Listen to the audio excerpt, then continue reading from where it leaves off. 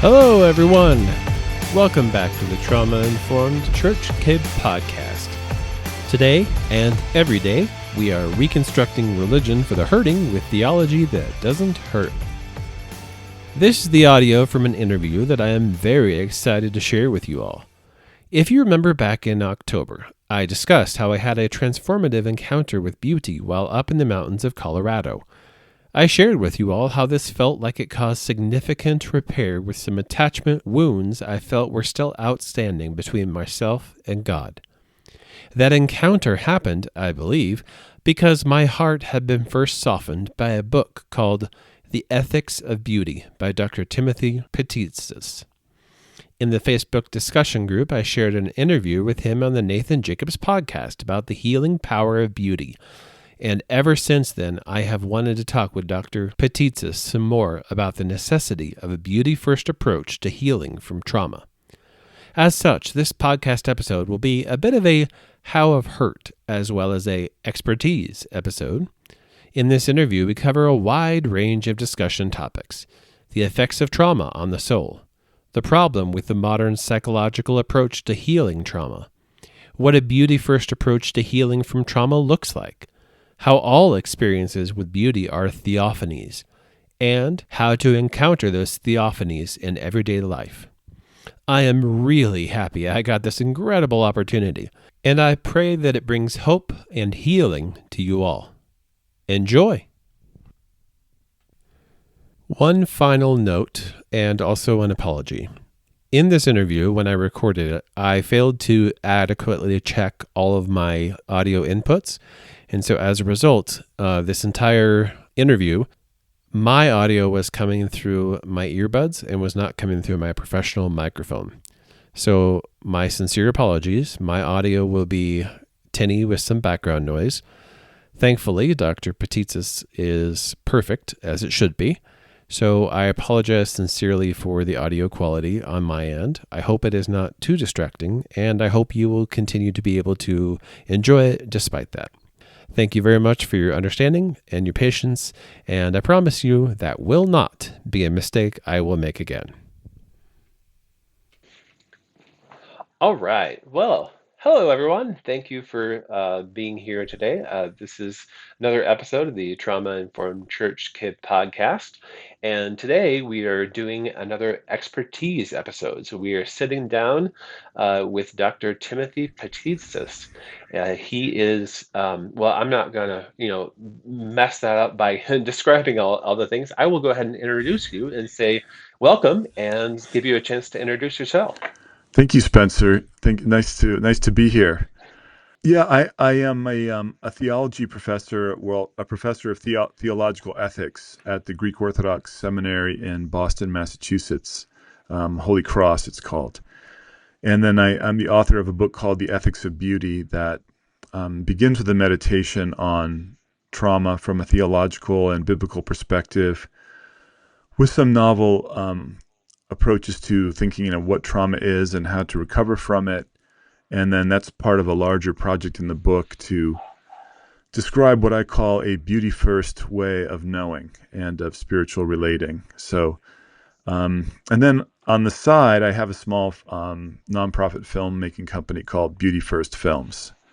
So those are my three big projects: is teaching, and then the writing, and then a little bit of film work. Awesome. Yeah, thank you very much. I actually first encountered your work through the Nathan Jacobs podcast. I just found myself very compelled by the idea of using a beauty-first approach to healing, especially healing from trauma. So, yeah, I'd love to know if there's any insights you have on that. Yeah, I think of there's so many aspects to that, and I think of the person I used to always describe as the greatest man in Boston, but he died very young at age 65, Dr. Paul Farmer. And Okay. he was a guy, there's a book about him called Mountains Beyond Mountains that at one point was the most assigned book in American undergraduate education. And his part of his life story was that when he was accepted to Harvard Medical School, he took a gap year and spent a lot of it in Haiti. the country of Haiti. Mm. And he Mm-hmm. ended up founding an entire healthcare system for the poorest region in the poorest country of the Western Hemisphere, and spent a lot of his time in med school, uh, just absent from class without permission, and flying back to Haiti. Um, and he built an organization called Partners in Health. And I mean, he was an Mm-hmm. exceptional person in every way. I did not know him Mm-hmm. personally, I mean, other than meeting socially a couple of times. But there's a point in the book where he describes a victim of political torture in Haiti, and Paul Farmer being summoned in the middle of the night and kind of sneaking across the lake and a reservoir to be called to the shack where he lived, to see, if he could save him. And, the extent of the man's injuries, was just beyond really belief. And somebody asked Paul Farmer, a man who really lived with human suffering directly, are you traumatized by, what you saw? And he said very simply, he said, in the book at least, he was recorded to have said, he changed the subject and said simply, I take active steps not to think about that, what I saw that night. Mm-hmm. So there is I think, in a truth first approach to therapy. And I think, there's a famous Hitchcock film, although I don't remember the name of it, where this Cary Grant or some handsome man meets this beautiful woman who's a compulsive thief, and it's all because of her childhood trauma, and they can just carry her back to making the unconscious Right. conscious, then all Mm-hmm. will suddenly be well. And that kind of, Yes. whether that was psychology or just pop psychology, that sort of came into the culture, influenced psychology Mm-hmm. itself, that idea that it's all about, a growing awareness. And then, contrasting with what Farmer said, the very kind of practical folk wisdom, there are certain things you have to hang a do not disturb sign on. Not that you should be unaware that they happened, but when you find your mind returning there, and your heart returning there, you've got to take active steps not to Mm-hmm. follow that path. So it sounds a bit like, and I'm probably going to not fully, cover the breadth and the depth of a concept that covers 700 plus pages in the book, but it sounds a little bit like Peter leaving the boat and walking on the water, and as long as he looked at Jesus, Yeah. Yes. he was able to stay afloat. And as long as he looked at the wind and the waves, that's when he sank. Is that an accurate kind of summary? It's a good partial analogy, and I mean, Okay. in other words, um, one of the things, that was a moment in time there, Hmm. on whatever was it the Sea of Galilee or whatever, Yeah. Hmm. and um, those of us who are trauma sufferers, that's an ongoing, those that's it seems almost impossible not to look at those waves, and we don't see Christ Right. right there. So Yep. it's that, what Peter had, but times a million, and it can be Yes. completely overwhelming. And then what I would add, though, on the positive side, is that, Jonathan Shea in his book Achilles in Vietnam, Thank you. and then even more so, Bessel van der Kolk in The Body Keeps the Hmm. Score. You know, Love that book. the they're phenomenal gifts to Hmm. humanity, those books. And Hmm. when a trauma sufferer is, replaying those traumatic memories or having a trauma flashback, the mind is entering a different hormonal and chemical profile. Yes. And the more times we permit ourselves to be pulled back into that, the more deeply the injury, the what really is an effect, a kind of brain injury or neural injury, Hmm. becomes.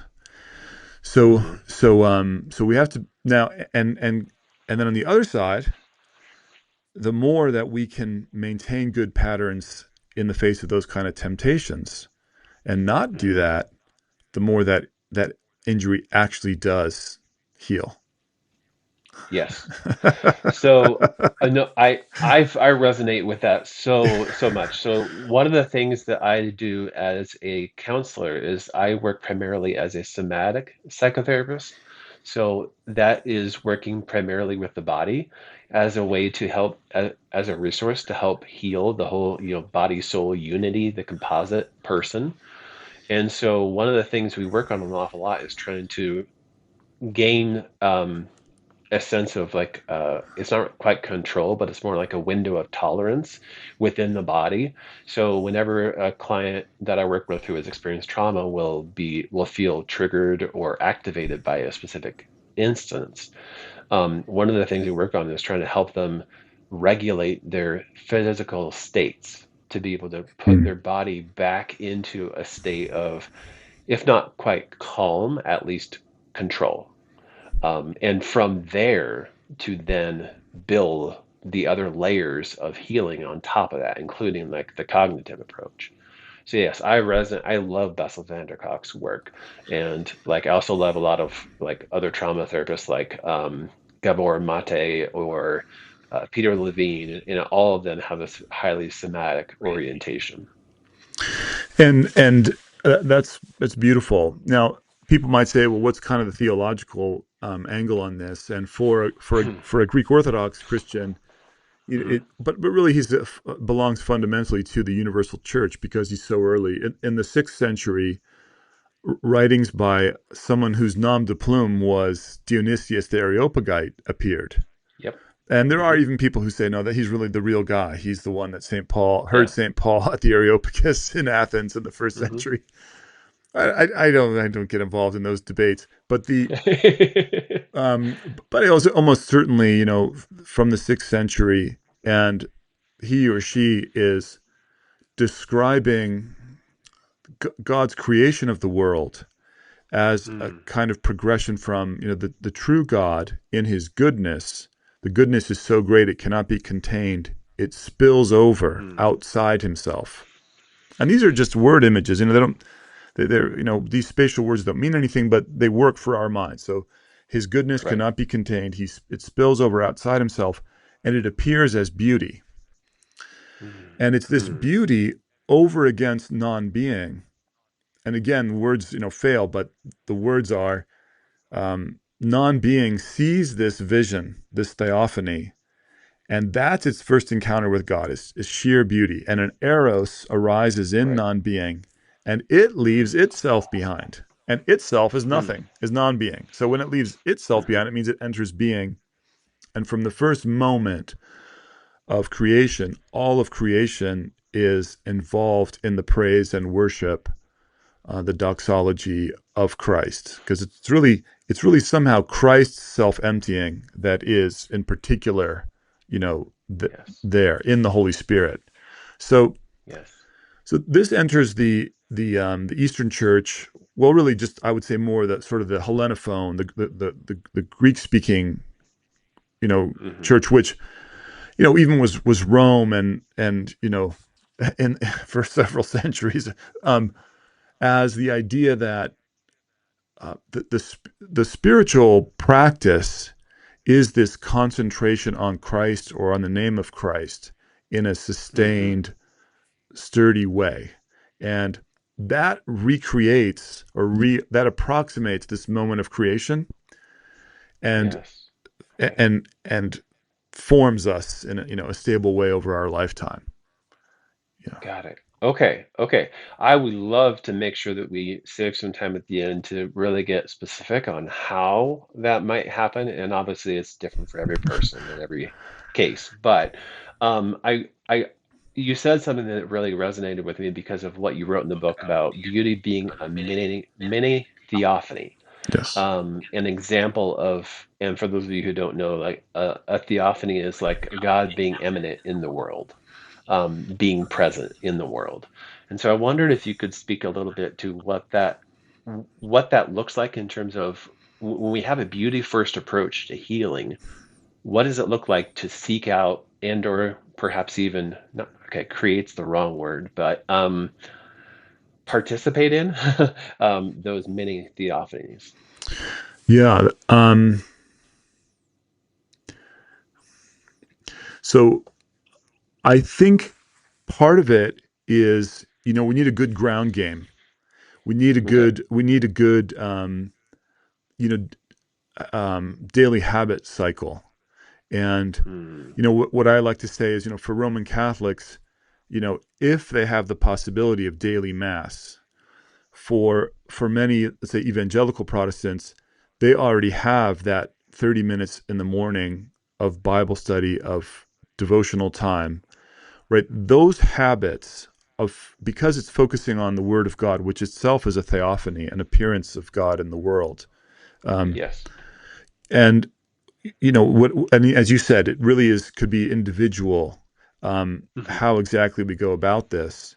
Um, but I think for Orthodox Christians, for Greek Orthodox Christians, like myself, I, those two things, but maybe more, we think more in terms of periodic pilgrimage to holy Mm-hmm. places. And Mm-hmm. for us, the Sunday worship is literally an entering into the kingdom of heaven. That's how we. Yeah. That's what. So so first of all, that ground game. Um, another way to think of it is in terms of those small moments, sort of the other scale of unpredictable moments of keros, of where Mm. God is summoning us with something. And Mm-hmm. a story I like to tell, though it doesn't reflect very well on me, is having this moment just came to me. I haven't talked to my grandma in forever, and that was partly Huh. because she had so many grandchildren, whatever, 12, and I didn't. Oh my. But I instantly picked up that phone and made the call, and she didn't even know what state I was living in. It was just, we reconnected. It was beautiful, and she died 2 weeks later, and she was not sick. Oh, So wow. so many such moments happen in our life of a prompting Mm-hmm. to act or to stop Mm-hmm. acting, and we have to have enough humility. We cannot be a works-based so to think that those thoughts are from us. They are Mm-hmm. theophanies. They are gifts. They are a revelation of God, and they're Right. so humble. They're so gentle. They're so easy to ignore and think that, oh, it was my thought, because Mm-hmm. God Mm-hmm. so humbly summons us. So that's kind of the but there are scales in between. But yeah, Yeah. go ahead. Yeah, no, no, that's really good because I know you've talked before about beauty as being the way of the heart or the science of the whole, in a couple of different places.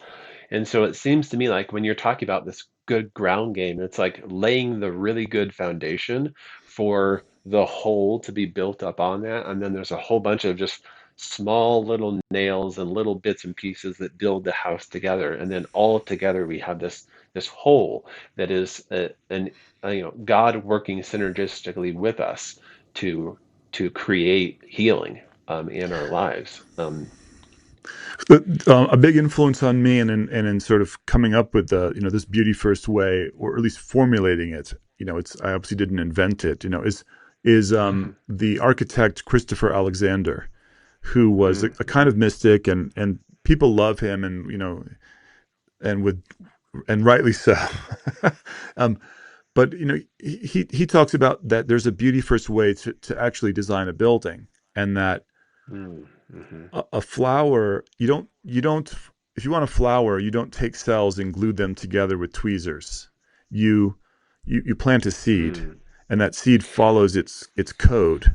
And Yes. what happens when we put God first, let's say in this intermediate scales, like we stop, like what's built in, that we're going to pray before we do this, or that we're going to have a kind of due process. We, as a parish, we think something is a great idea, or as a family, but we're going to pray, and we're going to wait and see, also consciously open our minds. And the order that is built is kind of drawn into existence, rather than being assembled in a kind of selfish, egotistical way by us. Mm, But mhm. it it unfolds naturally. That reminds me an awful lot of what you've said before about like the difference between like approaching the cat and the toaster, of Yes. how our culture looks at things as dead systems in that toaster model, and wants to kind of dissect it and figure out how it works in this very mechanistic, I think you said before, like a two variable problem approach, which is very truth first oriented. And but it sounds like what you're trying to aim for is more of this like holistic, live, organic system approach that says we as humans, or cities even, or buildings, like that they are living systems, and seeing them as living systems and not something to dissect is part of what this looks like. Am I on track there? Right. And so we have to be careful that, we're not trying to dissect the soul of the person in front of us. And, Yes. for many decades, it's like we know who's gone to therapy. It's like, how do you know a man has gone to Harvard? Because he'll tell you. Sorry, not dissing Harvard. Oh no, Actually, no. among African It Americans, makes me there's a similar saying. How do you know? I mean, how do you tell a Morehouse man? You don't need to. He'll tell you. So, feel done. but you knew who went to therapy Uh, because they were so yes. glibly confident in their ability to dissect other people, and they were so Right. naive Right. about the damage that Yeah. that was doing to other Yeah. souls. And they Yeah. learned that in therapy. And they learned that because therapy was modeled Hmm. on the first two kinds of science that we discovered after 1600. But I do want to give a shout out on the cat and the toaster thing. The Emmanuel Gospel Center in Boston, for 50 years or more, has been trying to apply this organic approach to ministry, and they have a book called the Cat and the Toaster, and that's where I get Oh, the phrase. Yeah. wonderful. Okay, I wasn't aware of that. N- Thank you for that. Now it's parish ministry. It's ministry. It's not the therapeutic Mm. relationship Hmm. which is what I'm Hmm. looking at. So Hmm. So that kind of process of dissection is what it sounds like you see as being the core fundamental problem with the therapeutic paradigm that is currently dominant out there in the world. I believe you call it the Freudian Socratic approach. It's highly analytical, very mentalist. Yeah. I want to be careful because I am not a therapist, and I don't I can barely keep You're up. not wrong, though. Oh my, and Bessel van der Kolk, I mean, that guy is scorched earth on Oh gosh, yes. psychology. It's like, whoa, dude, but Yeah. but Yeah. what I think, the conclusion that I reach by the end of the book, we need Hmm. all three kinds of science. Hmm. And so it's not, holism isn't enough. We need a meta holism that knows Hmm. when to be holistic and when to be reductive. And Okay. and then when to be statistical as this third scientific approach that my mentor Jane Jacobs relied upon and described in The Death and Life of Great American Cities. Um, Okay. and then in these last 10, well, for me it's more recent because I was not aware of him. Ian McGilchrist wrote Oh, a yes. book Hmm. about brain science. And The master and the emissary. Hmm. yes, and it's Hmm. very clear that what he's saying that the sequence of beauty, goodness, truth that I'm arguing for, and that I say that's the real meaning of the trivium, grammar, logic, rhetoric.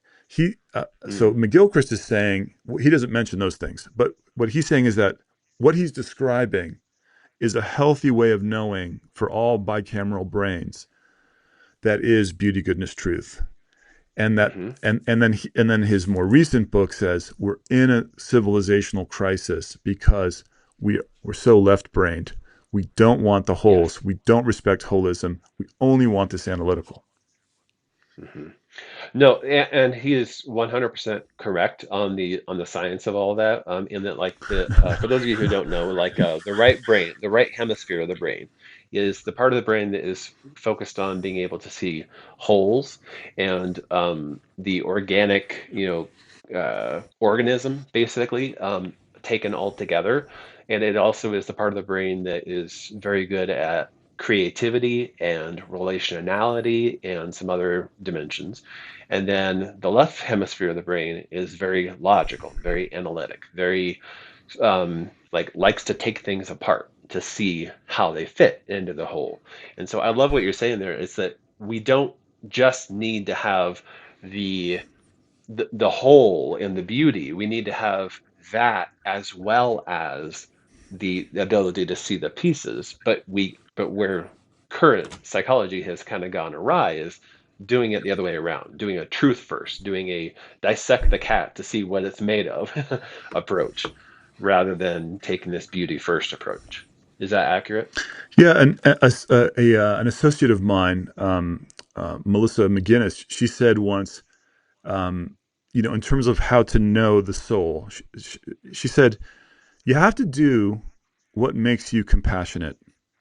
And it was Mm, such a kind of a mystical saying. In other words, like in deciding your next, like your best use or where you're going to go or what, you do kind of have to figure out the thing that gets you out of that exclusively extractive and exploitative mind and into that more holistic mind. Um, and so a lot of what therapy should be doing is helping people to discover what makes you compassionate, what yeah. puts you in that hormonal and chemical profile in the brain. Yes. Incidentally, this Ian McGilchrist thing of right brain, left brain, right brain. That's for most people, especially most right-handed people. It's the right brain is the holes, and Hmm. it's also an image of of a family. So a Okay. man wakes up, and he wakes up in that world of connection with his wife, his children, his home, his maybe this land, whatever it is. Hmm. And he's deputized, he's sent out into the world to strive and to struggle and to hunt in a sense. And but that only has meaning when he returns it then back to this. So these things Yes. are extremely fractal. Like it's Uh-huh. true within the mind, it's true how we all know, it's true in the relations between the genders, but it's also true for women and for men as individuals. And the order that unfolds from this, that Hmm. that this way of the heart, this beauty, goodness, truth sequence, is just becomes so rich. Yeah. Hmm. Okay, wow, there's so many good things you said there. But I'm going to zoom in on the compassion aspect Okay. Yeah. because one of the other kind of parallel tracks that I do when I do counseling, along with the somatic approach, is something called IFS, or internal family systems. Yeah. Okay. One of the things that we try to do there is try to help people access the fragmented parts of themselves from a center that is characterized by, and there's like 8 different C words that alliteratively start with C. The one of the primary ones is compassion. And so I love that picture of being able to say that, like, what it looks like to heal from trauma, to reintegrate the fragmented, excommunicated self, is to bring compassion into that space and connect with that. And from that place, that itself begins the healing process. That resonates totally with me. It does, and yeah, in the Desert Fathers of already the fourth century in Egypt, the Hmm. desert of Egypt, they're describing Christians who even shed tears for the demons. Mm. So the standpoint of and it's not a forced thing. This is not an ethical command and some kind of Right, it, right. but Like you have to. yeah, but the the life of repentance that Christians live, when we sustain it and do it as it's supposed to be done, leads towards this empathy towards the entire world. And again, that is Hmm. not. I know a person can say, look at that in a linear way and say, "Are you asking me to forgive my ex torturer?" No, I'm not. I I Yeah. I am asking you, to the extent that I'm trying to help someone recover from a traumatic situation. I'm not asking them to forgive someone else.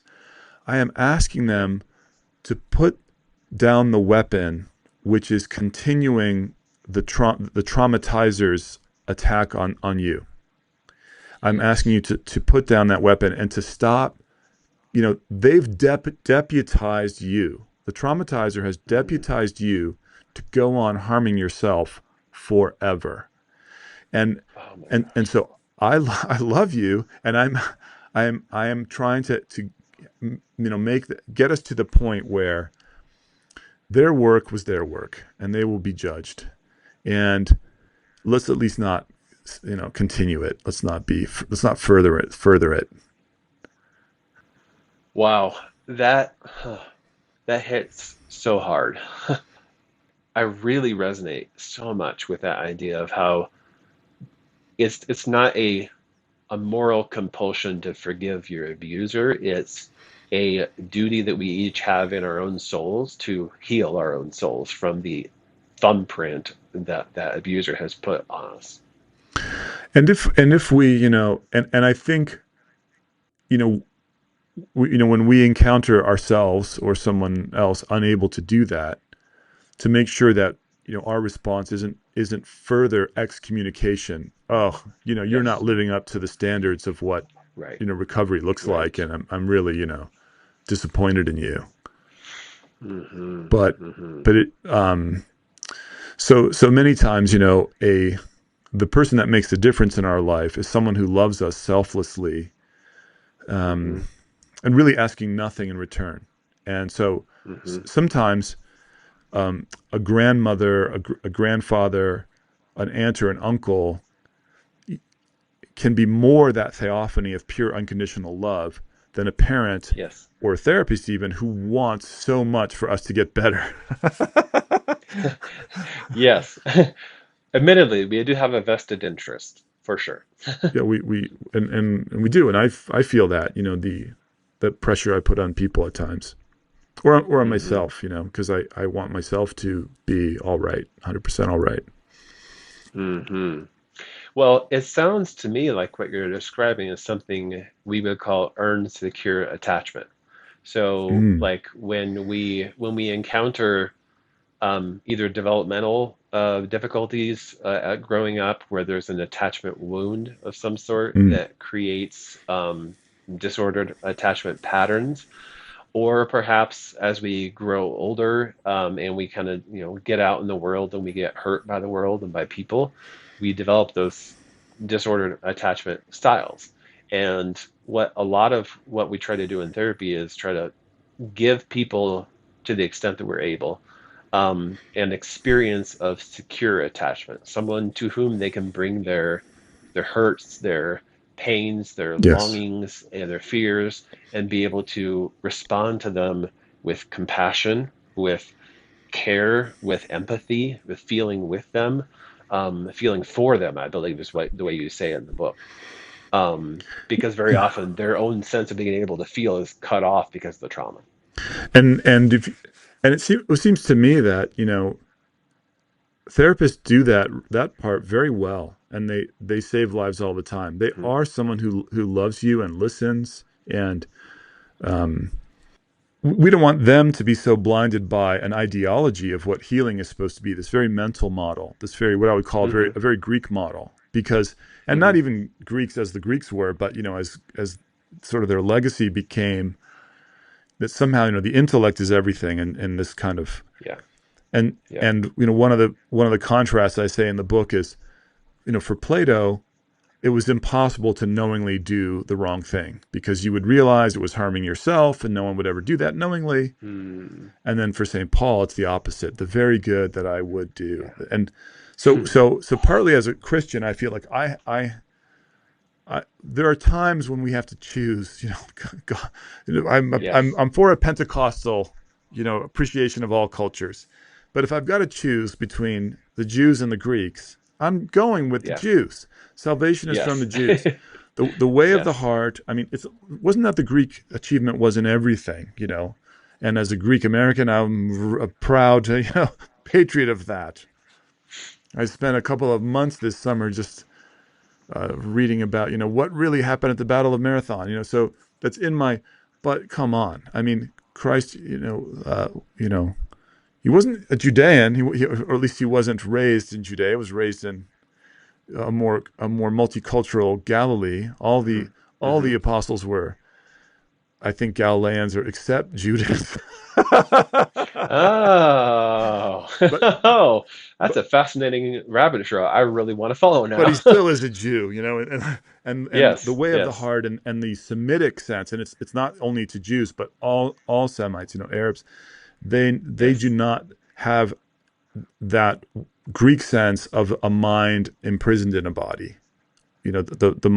The mind body wholeness is greater. They are more like Bessel van der Kolk or Jonathan Shea than they are like, well, I don't really know Freud, but let's say Freud. Hmm. Yeah. No, you're probably right, because I think one of the things that you said in your book was that the Freudian Socratic approach drags the heart into the mind, versus like the beauty first approach, which firmly situates the heart within the mind, The mind within the heart, yeah, is the or second. mind within the heart. Yeah, Thank you for the clarification. yeah. So, Hmm. and not, not in some Buddhist way, as if, this is a technique, but just because Hmm. this is the proper stance within which to look to Christ.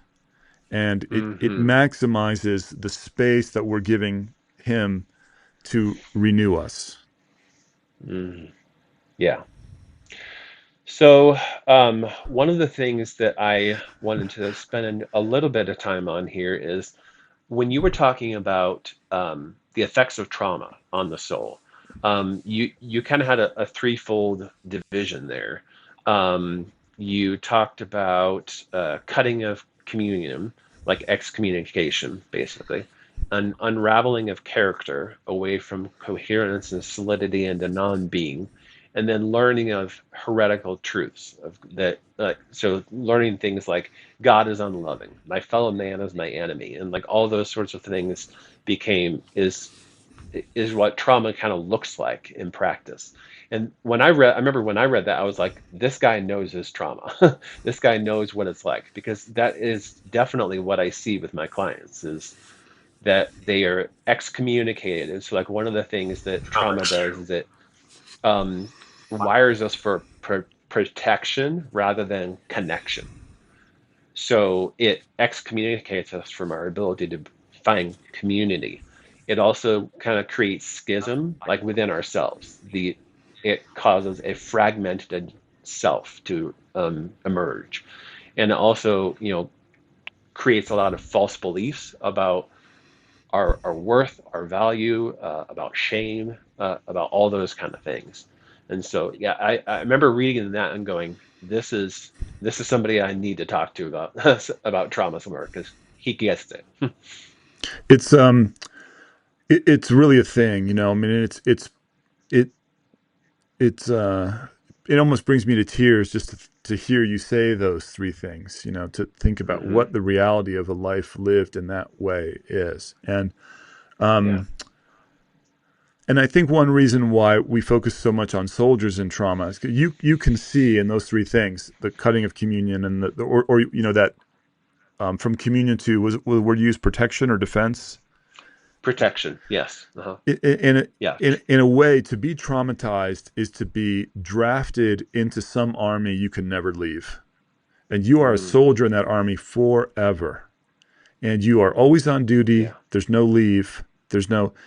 And when you find that you have, you know somehow for a moment, that you do have a furlough or something, um, you remind yourself to get straight back to base, and so I think that's, that is it's a Hmm. weaponization of the self, and It is. and that is, one reason why I like McGilchrist, because that left hemisphere is like a weaponization of the mind, and Mm, and McGilchrist's, fear and lament and prophetic, cry is, we cannot move in this world only as these in this destructive way. First of all, it's maladaptive. I mean, we will destroy our own habitat, um, yeah. and and not only our own biological habitat, but we are seeing that we have destroyed our families, our extended families. We've destroyed our neighborhoods, our cities. I'm not going to be too negative. I'm not saying, you know what I'm saying, but relative Yeah, to what the yeah. strength was, we have gone a long way towards depleting those things of value. We are living off that inherited value of a less, I don't know if it was traumatized or traumatizing, but some other age that was Hmm. less weaponized. Yeah. I forget if this was in the book or in one of the podcast episodes I listened to from you. You talked about how difficult it can be to step out of that culture and live in a beauty oriented way when so much of the culture is anti-beauty and denies theophanies. Yes, it is. The message is, exploit or be exploited, and it's Yeah. so it's it takes some I mean, I think maybe like a sort of a secular person might say, we're going to have to reclaim the culture or something. I think that this is exhausting. Yes, it is. Christ said, come to me, for my yoke is easy and my burden is light. And there's so much emphasis on level. You got to level up, to some new society. Guys, let's level Yes. down here. Let's, why can't we find the time for prayer? Right. Right. Because we are anxious, and that Right. anxiety is a sign, like, of what you said, that we're in a protective mode and we're not in a Mm-hmm. connecting mode. Now, Mm-hmm.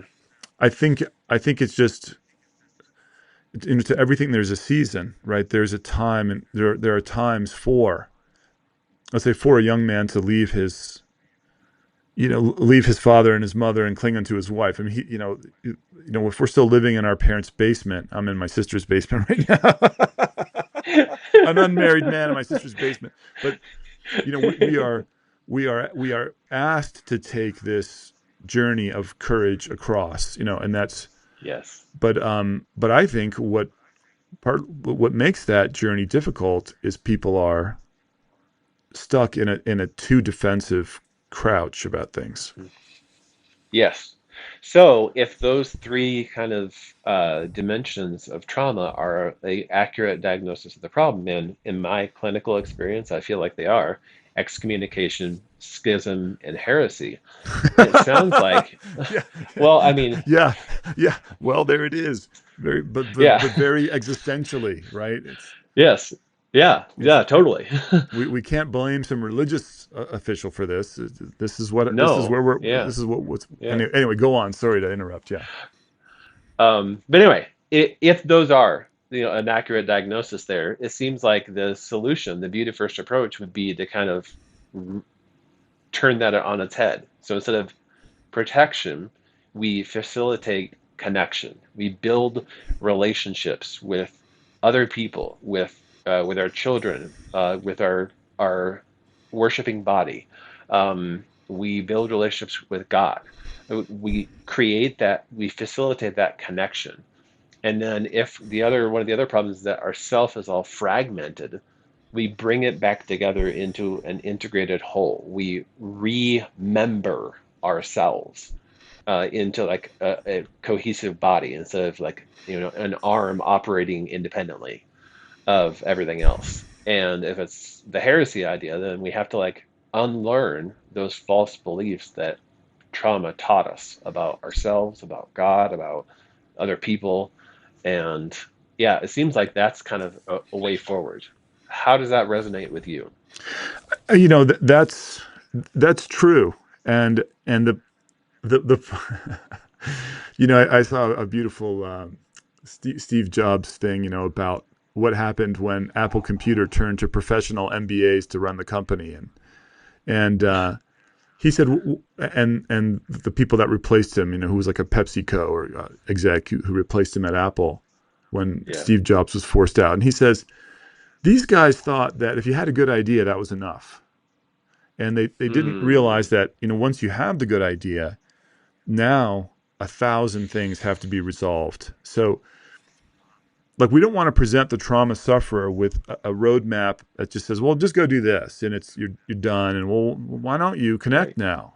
So somehow, which is why I'm drawn to things like, animal therapies, equine therapies, things that Mm-hmm. Mm-hmm. very naturally, plant Mm-hmm. a seed of self-forgetfulness that makes it possible to Yes. naturally follow a beauty, goodness, truth, sequence. Yes. I Yeah. very much agree with you there because my first job that I got in the counseling world, I had a therapy dog that I brought with me. Ah. It was my dog that I had trained to be a therapy dog. And now in my current practice, not only like when you talked about that act of self-forgetting, that's one of the biggest ways in which IFS works really well, Mm. is that it helps to kind of externalize the experience as a part of me rather than me. Like there's a big difference Ah. between Yeah. saying I see what you mean. I I am anxious versus a part of me is anxious. And I can connect with that part of me and bring help and healing and wholeness to that part of me.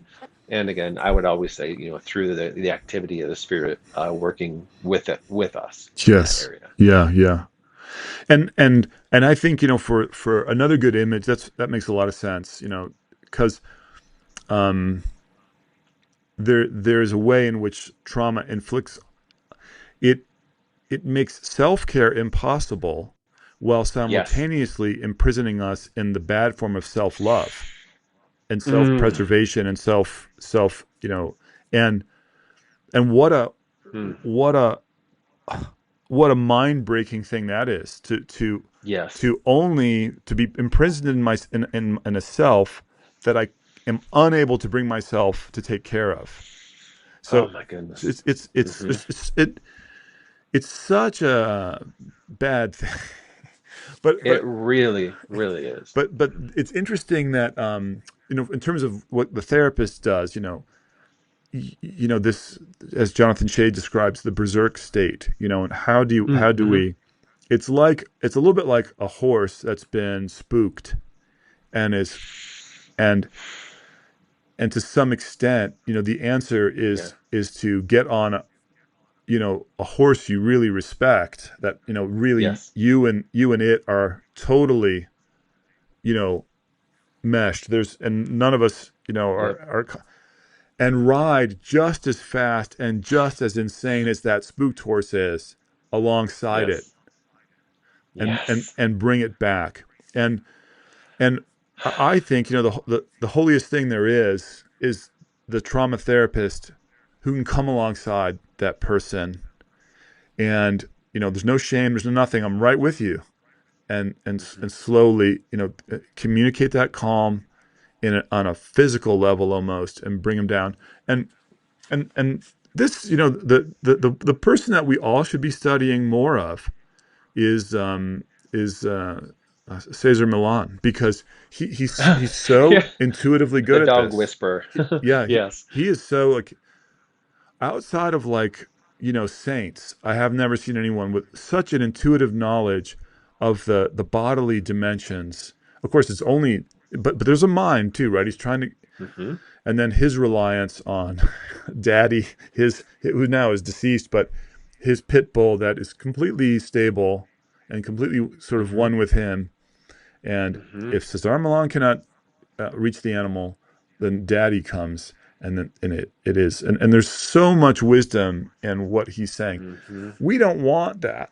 We want to feel like, well, we're humans. Maybe even as Christians, we're in the image of God. It should all be done rationally. And to take the example of someone who's just, and he has his sequence too. I'm sorry, I'm going on and on, but No, to no, that's the good. healing of a troubled animal. And his sequence is animal, dog, breed. And that's the sequence. Reconnecting with it as an animal, as a dog, and as a breed. And my um, you know, for human therapists coming alongside a person, it's, yeah, I think, no, I think it's animal, human, person is what I've done, because Mm. Okay. Because first, Okay. and that's why the first step for the ancient church in spiritual healing is fasting from animal Mm. products. Remind Mm-hmm. yourself that you are an animal. Don't eat animals for this time. Right. Then the human phase is almsgiving to human beings. So this is not the time to Okay. give to the dog shelter. This is you can do that at stage one. This is the time to remind yourself you're a member of the human race, and then prayer, Yeah. and then a Yeah. person through prayer. So it's fasting, almsgiving, prayer is animal, human, person, or Got animal, it. human, Okay. Christian. What I've been playing with is this, Yeah. and I like it because of the don't eat animals or don't eat animal Okay. products at certain seasons of the Right. year. Remind yourself Right. what you Yep. are. Mm-hmm. Mm-hmm. Someone who Yeah. can To learn kind from the dog whisperer about how of. to be a Yeah. better person. Yes. Yeah. Well, and what I love about that is like it by abstaining from that, it almost connects us more to our animal nature. So it's not so much that we are denying that through the aesthetic practices. It's more like we are valuing them higher and more appropriately by not misusing them. And getting in touch with your own humanity. And then Hmm. the whole concept of wealth, it's so absurd. Wealth in a, I'm sort of, as a disciple of Jane Jacobs, I'm really into economics. Huh, yeah. But so much of wealth is competition with other human beings. Like, how do I know I'm wealthy? Because I have more than what other people have. What's my biggest Mm-hmm. fear? That I'll be poor. I will start to live the life. But this is completely culturally and conditioned, because what counted as wealthy in Mycenaean Greece, you know, is just a joke compared to what the poorest person has in America today. Oh yeah. And so even that wealth thing is really a social construct. I mean, price, value, it's all what the market decides. We socially create it. It doesn't have I mean, it does, but it's like we're meant to overcome those limitations by sharing our wealth, and Right. in qualified ways, of course. Which is part of that healing of the excommunication of trauma. Yes, yes. Hmm. Hmm. And in the Iliad, for Jonathan Shea, that almsgiving is the tear you shed for the suffering soldier that you see. Yeah, And giving those alms, you are healed, you know. right. Well, I love that you're talking about almsgiving because this is a very concrete, practical thing. And so I want to spend the remainder of the time talking about some of those concrete, practical steps. Like, and obviously this is something like we can both kind of, stumble through together. But what what do you see of for individuals who have experienced trauma? What would it look like in practical, tangible ways to take a beauty first approach to aid in their healing process?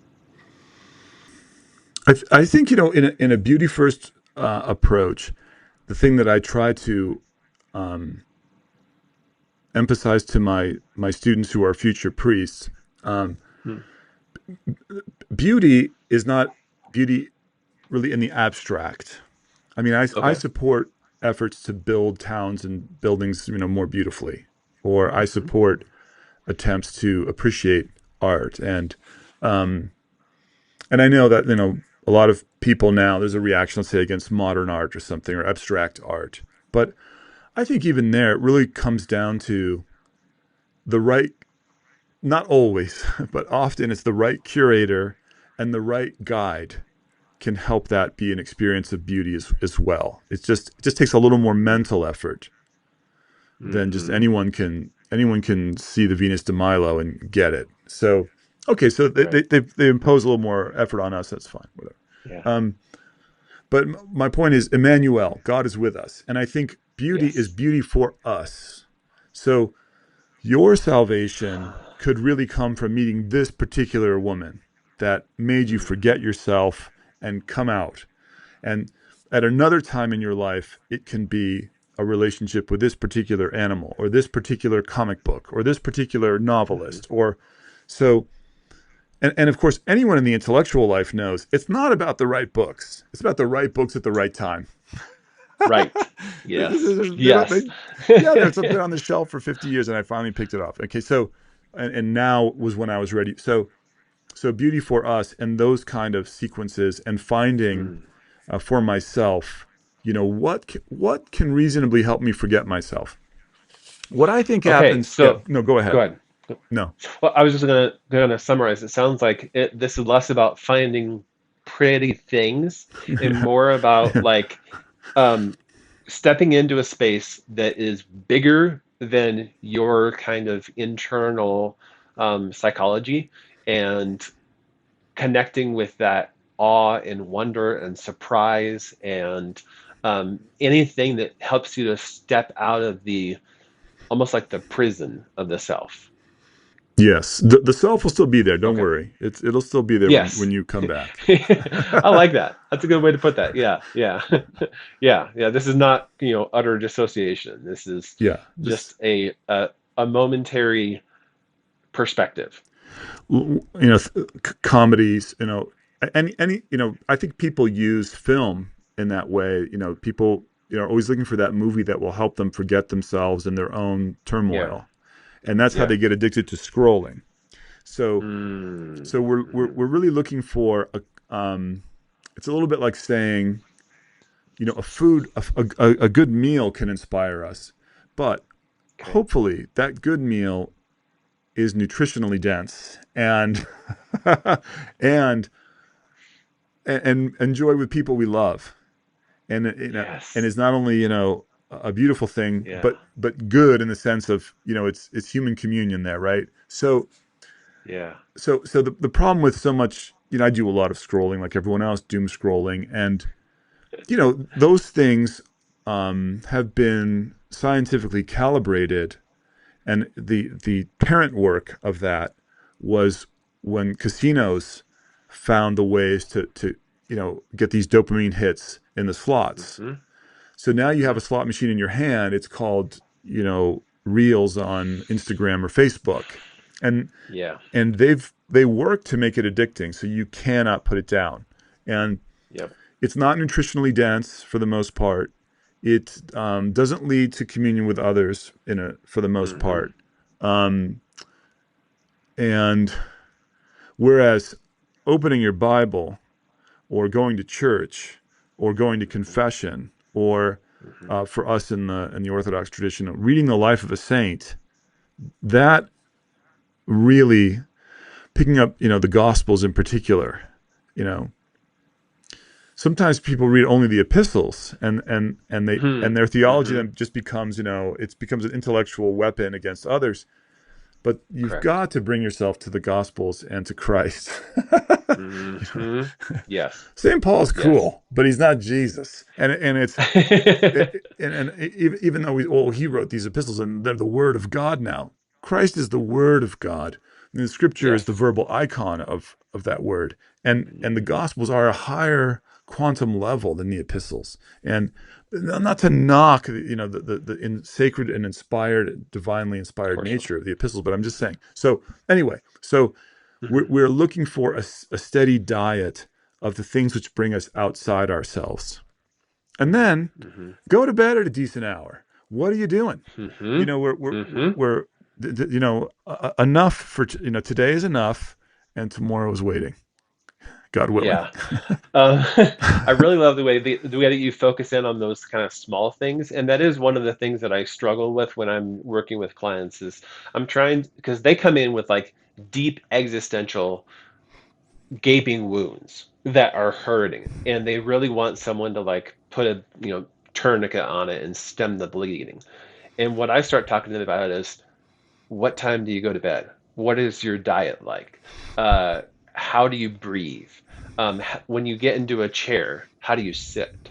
There's that somatic approach where you're paying attention to like how you're aligning your spine and your posture, noticing the ways in which you walk and the ways in which you hold tension at different places in your body, and they're Mm. because it all matters. Because the more you can create this foundation of living in your body and feeling more like it is your body rather than almost like an alien and a stranger that this person who traumatized you caused to you, The more you can do that, that creates a whole different way of being that is much more beautiful than just simply Mm. like going back and logicking out the trauma or uncovering unconscious id or something like that. So, And it's, what can we do to help trauma sufferers? Go to church in a recognizable way, mm-hmm, because mm-hmm, um, this this chaos of trauma, um, it cannot be. You can't take a machine gun and shoot it. It has to be absorbed into cosmos. The alternative to chaos is cosmos, which is another word for beauty, right? yeah, And um, if there's no visible cosmos around us, if every city looks horrible, if every building looks horrible, if everything is just, I'm so concerned about our food. I just feel like people are eating and eating, and not something is missing in that. I'm a big regenerative farming apologist, mm-hmm. but Okay. um, so where's the cosmos to which we at least let people find that in a full church on Sunday morning, or whatever day of the week that you're able to go, because your going to church is confirms that this is meaningful. This is the ultimate Yeah, value. And yeah, and when you go as a person who's struggling, it says, well, even the strugglers are here. And when you go as a person who's a great success, even the great success needs to be here. Whatever your church is, by showing up, you convey the sense, no, this is the highest thing. We are oriented. There is a cosmos. We're part of it. And that excessive individualism and expecting the trauma sufferer to just, what are they supposed to do? Create a whole cosmos out of thin air for themselves? We have to be generating, acting justly at work. Whatever we're doing, create cosmos. It's all part of an escape, a way out of chaos for people who are dying in it. hmm. When you were talking a while back about how trauma activates this almost like different biochemical states, which is definitely true, almost like a kind of hypervigilance. One of the things that I was thinking of that I try to work with my clients an awful lot about is something called polyvagal theory. That's one of the reasons why animals are so powerful in the process of healing, because they activate those ventral vagal states where you feel connected to another living being Yeah. that is not, attacking you. And that is a theophany right there. What's the name of the kid in Toy Story, the demented neighbor Sid? boy? Sid has this demented desire to dissect everything and then to reconnect things, Mm-hmm. and with no, Mm. or Sid is unable to see that the toys are alive. And Mm-hmm. and that's essentially Ian McGilchrist's critique of our the last couple centuries, that we're being run by SIDS, and they are, Mm. and not only that we're being run by it, but we are SID. We're Mm-hmm. socialized into it. And and and again, to everything there is a season, and there is a moment for, we need the left brain, we need the hunter, we need those Yes. kind of things as well. But what McGilchrist is saying, you cannot give them the steering wheel, whatever it is, right? Yeah. I Yeah. really like Be in charge. Eisenhower. Something about Mm-hmm. Eisenhower, right? Like, he thought it was wrong to drop the atomic bombs, and no one knew Mm-hmm. the military better than him. He Mm-hmm. understood restraint. But the moment Mm-hmm. he came in 1953, he threatened China with the bomb to end the Korean War. So he was, and he presided over 8 years of boredom. And Mm. unfortunately, that boredom wasn't for everyone, because it certainly didn't apply to African Americans who were being traumatized on an ongoing basis. And Right. we certainly did not have, um, there was poverty and things like that. But to throw away all that, we plunged ourselves into a kind of self-traumatizing vicious circle. Yeah. The Yeah. boring people know a lot of stuff. That's a good way to put that. Yeah, and that's why I like how the ultimately the most effective things in recovery from trauma might be very boring, quote unquote. Yes. Might like I remember at one point you said something that just like sparked all kinds of just joy for me about sometimes you just need to have a nap, have a cup of tea, and take your medicine, which could be SSRIs, or it could be like the Eucharist, or it could be going to the Divine Liturgy or the Life of the Saints or whatever. But yes, I love that.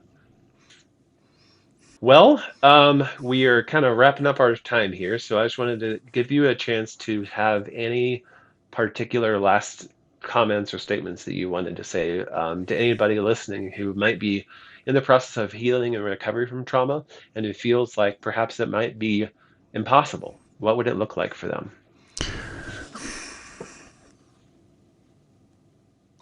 I've had students at the seminary who were combat veterans, Hmm. um, you know, say, such and such person that I know went through much worse things than I did in Iraq. And, um, it took them 2 years of just being drunk before they could even think about going to therapy. And Wow.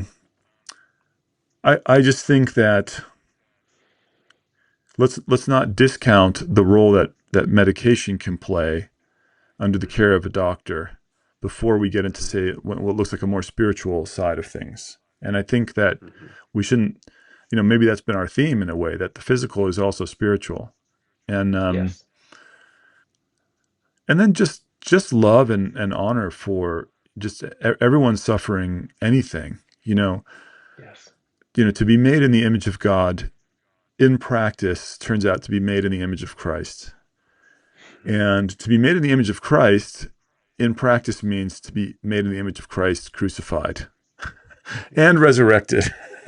Yep. And so Yep.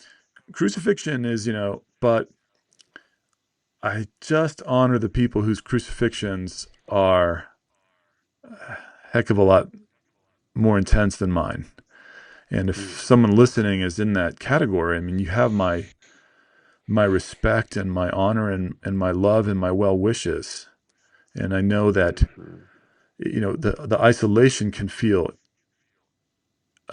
ultimate, but it really isn't. And many people love you with even Mhm. more intensity because of what you're undergoing. So I guess I'll just finish there Thank you. with that. Thank you. Thank you so much. Yes. All right. Well, Dr. Patitsas, I deeply, deeply appreciate your time that you've given me, and I really wonderfully loved your book. It Thank you, is called The Spencer. Ethics. Yeah, it's called The Thank you. Ethics of Beauty. If anyone wants to buy it, I would highly recommend you go to St. Nicholas Press. Do not go to Amazon. If I'm not mistaken, then if we go through the publisher, you get a bigger portion. Is that correct? We do, and I think the sale has ended. But just type in capital Ah, S, capital N, capital P 20, and see if you get the discount code, and see if it works. okay. And Okay. that's on orders of two or more. You get 20% off both, and Hmm. then it costs 53 through the press, our press, Hmm. and someone on Amazon has hijacked the page. We can't get Amazon, and they're charging $183. Anyone who's paid Ridiculous. $183 for it, my hat is off to you, but I'm not seeing any of that money. Oh my goodness. Oh, but yes, it is worth every penny. Anyway, but yes, I would highly recommend anyone to go take a look and check that out. And also, you can find Dr. Patitsas, and wh where can they find any content that, like, if this has interested them, where can they go? So, my film company, beautyfirstfilms.com, one word, has Yes. a Yes. Timothy page, and there's a bunch of this Hmm. and that, so yeah, Okay. yeah. Great. Great. I will make sure I put that link in the show notes. All right. Well, thank you so much once more for your time, and Thank you, may God Spencer. It was bless. wonderful. Thank you. Bye, Thank you. everyone. On YouTube and X, you can find me at Church Kid Pod, and on Facebook, you can join the discussion in our discussion group, Trauma Informed Church Kids. This podcast is hosted through Podbean, so you can find the HQ for all podcast content on churchkidpod.podbean.com. There you will find links to all the major podcast apps you can find me at, as well as notices and other important information. I know that every podcast asks you to do this, but it's especially important as we get started and get the word out there. Please take a minute to subscribe to this podcast on your preferred platform so that you never miss an episode. But also, and more importantly, if you love the content or find it valuable, please give it a 5-star rating. That is really the only way that the algorithms will give me any respect. And without those sweet 5-star ratings, no one will be able to find this content. If you think I haven't earned a 5-star rating, feel free to message me on social media at ChurchKidPod, and I will see what I can do. I'm always happy to get good, constructive feedback and to improve wherever I can. No matter what your story is, no matter where you come from or where you are, I want to pray for you from the words of St. Paul to the Ephesians, chapter 3, verse 19. I ask God that you may know the love of Christ, which is more than we can ever know. I ask that you may be filled with everything that God has. See you next time.